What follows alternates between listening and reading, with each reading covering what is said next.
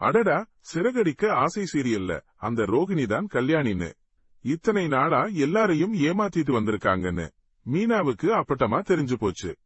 அது மட்டும் இல்லாம கிரிஷோட அம்மாவும் இந்த ரோகிணி தான்னு இந்த ரகசியமும் மீனாவுக்கு தெரிஞ்சு போச்சு பாருங்க.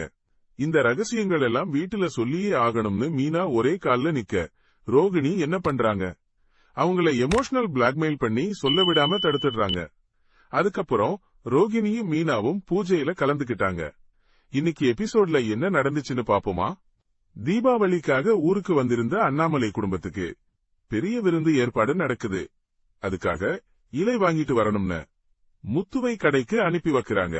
அப்பதான் முத்து கிரிஷையும் அவரோட பாட்டி லட்சுமியையும் பாத்துடுறாரு.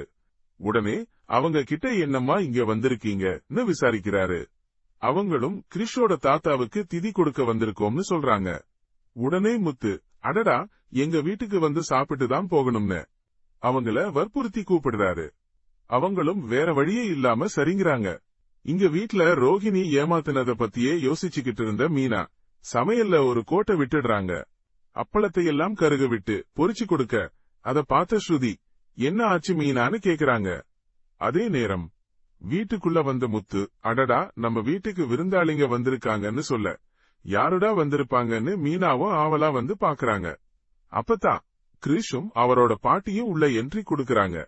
இத பார்த்த ரோகிணி ஒரு நிமிஷம் வெடவெடத்து போறாங்க. அவங்க முகத்துல அத்தனை பயம். அப்புறம் மெதுவா மீனா கிட்ட போய், முத்துவுக்கு எதுவும் தெரிஞ்சிருக்காதுலன்னு பதட்டமா கேக்குறாங்க. அதுக்கு மீனா, அவருக்கு உண்மை தெரிஞ்சிருந்தா இந்நேரம் நீ இந்த வீட்லயே இருந்திருக்க மாட்டேன்னு கோபமா சொல்றாங்க. இந்த உண்மைய மறைக்கிறோமேங்கிற குற்ற உணர்ச்சி மனசுக்குள்ள குறைஞ்சுகிட்டே இருக்குன்னு சொல்ற மீனா, இப்ப அவங்களே இங்க வீட்டுக்கு வந்திருக்கிறதுனால அவங்க முகத்தை கூட என்னால பார்க்க முடியலன்னு வேதனையோட சொல்றாங்க. உணர்ச்சி வசப்பட்டு, யார்கிட்டையும் உண்மையை சொல்லிடாதீங்க மீனான்னு ரோகிணி பரிதாபமா கெஞ்சுறாங்க.